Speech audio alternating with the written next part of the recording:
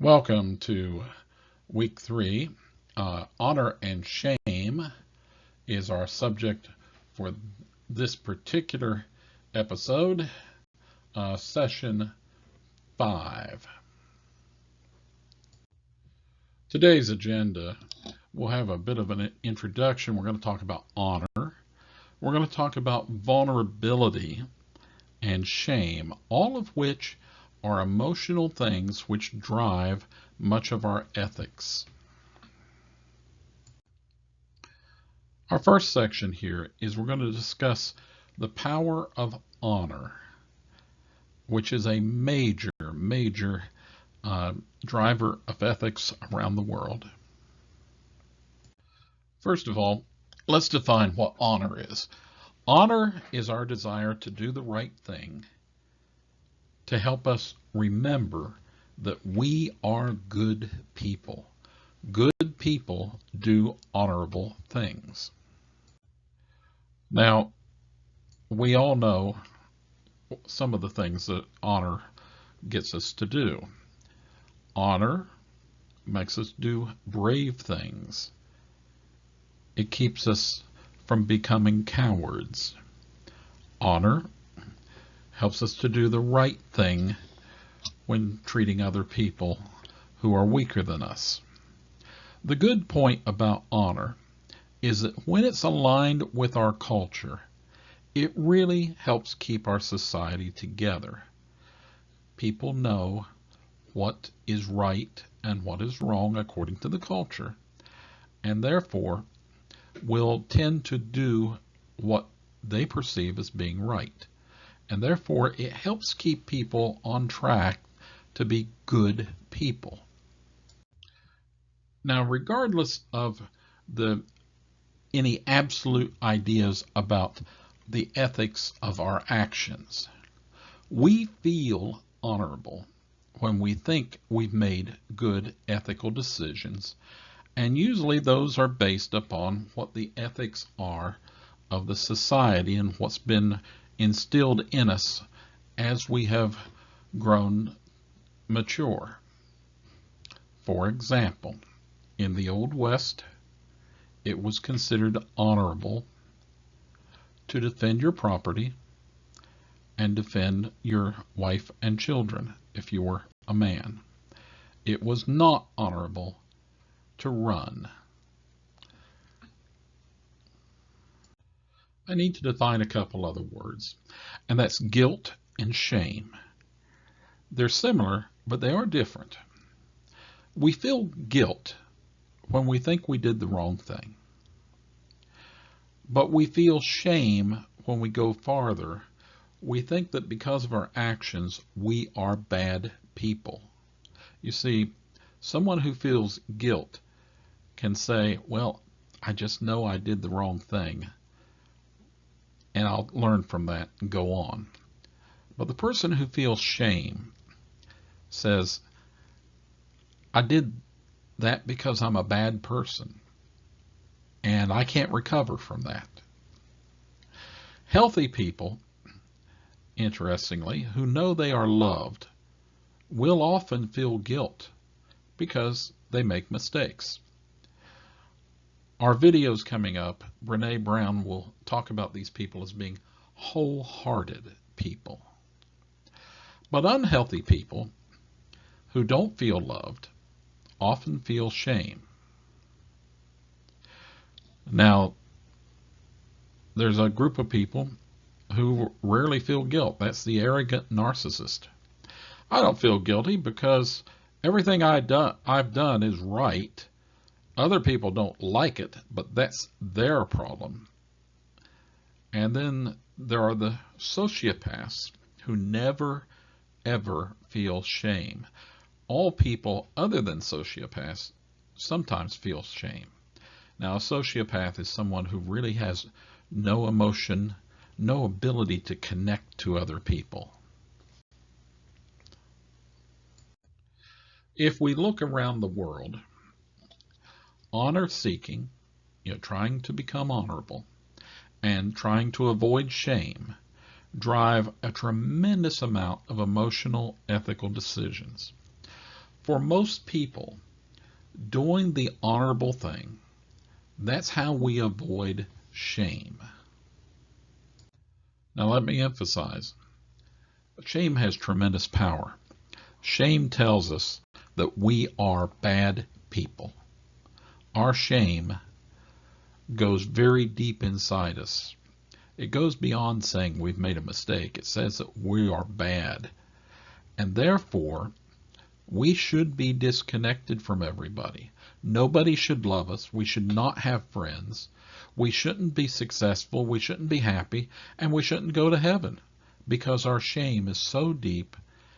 But our shame is there because we have decided that we are bad people. So how does shame come about? Well, it can be because we've been told repeatedly that we're not worthy. Somebody in our past maybe even said it would have been better if you'd never been born. We shouldn't exist.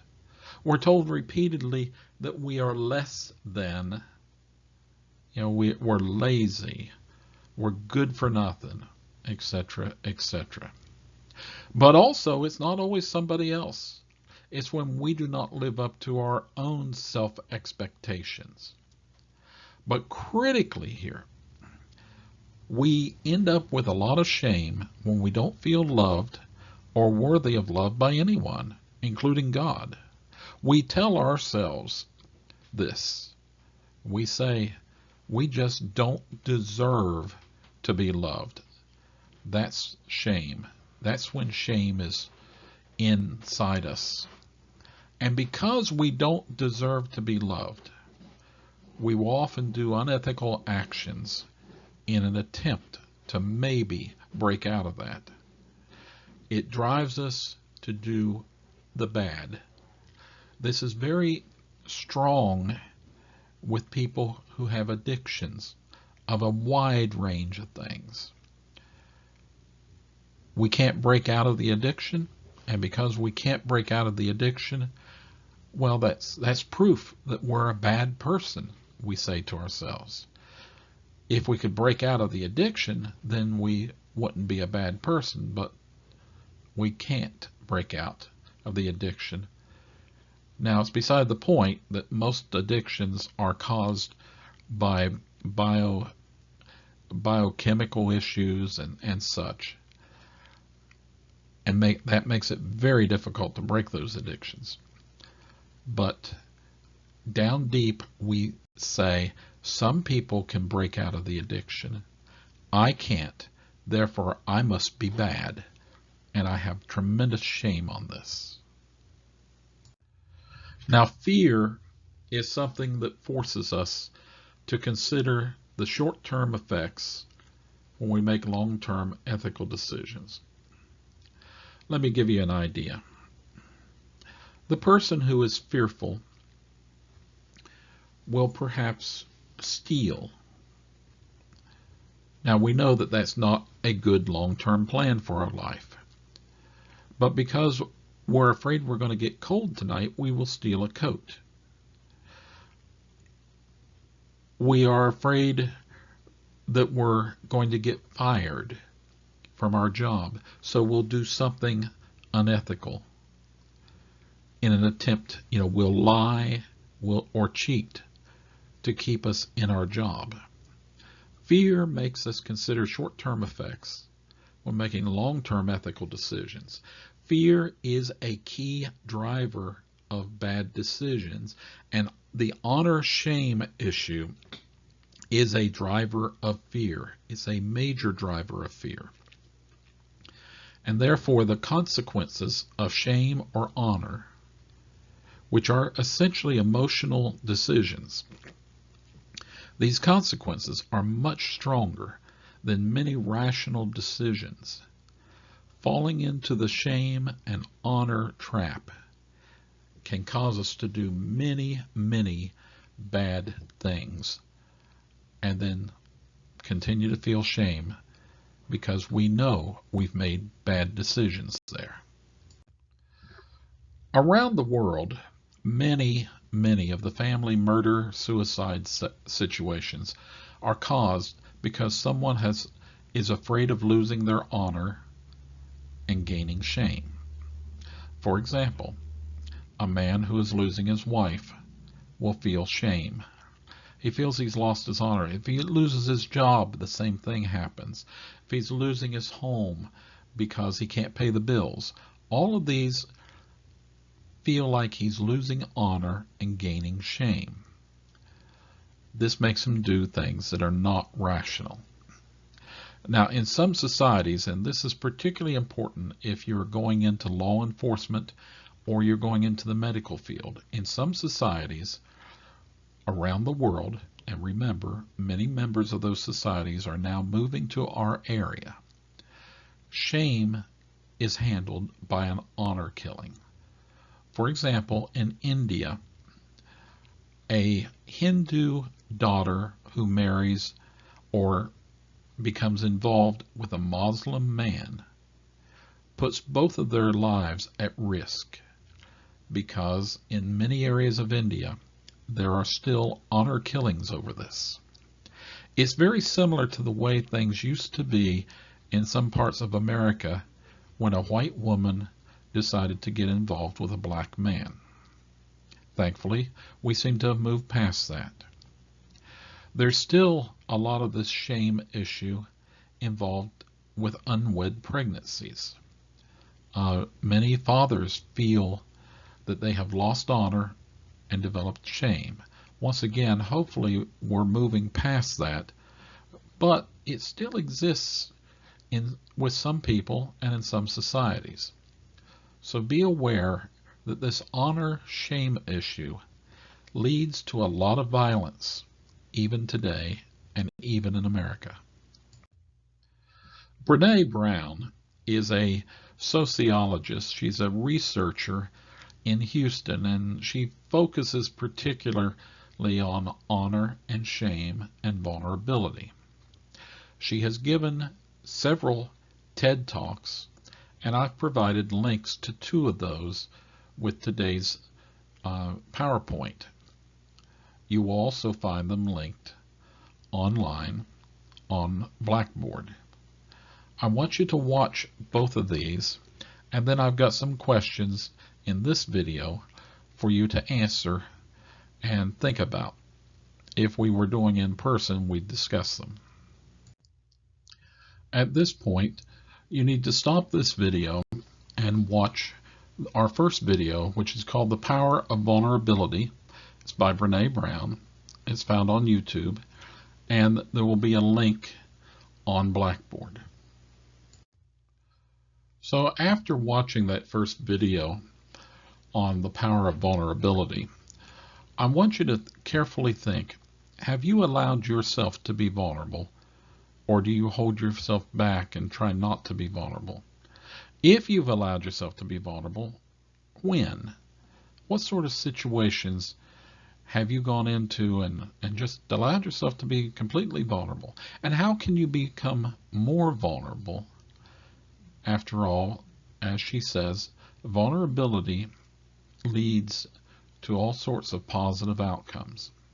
Now, how can that vulnerability lead you to better ethics? I want you to think about these and maybe make a couple notes so maybe we can discuss them when we get back in person.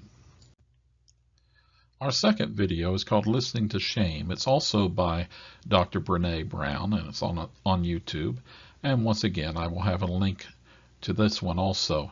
You need to stop this video at this point and watch the Listening to Shame video.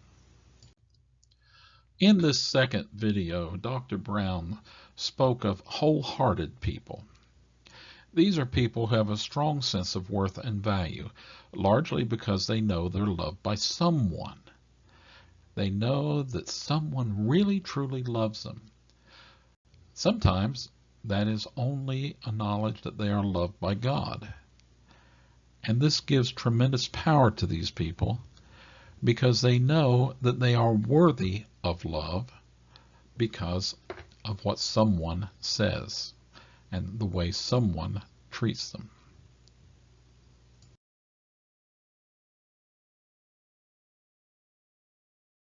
Now, once again, after watching that second video on on shame, listening to shame, I want you to answer these questions.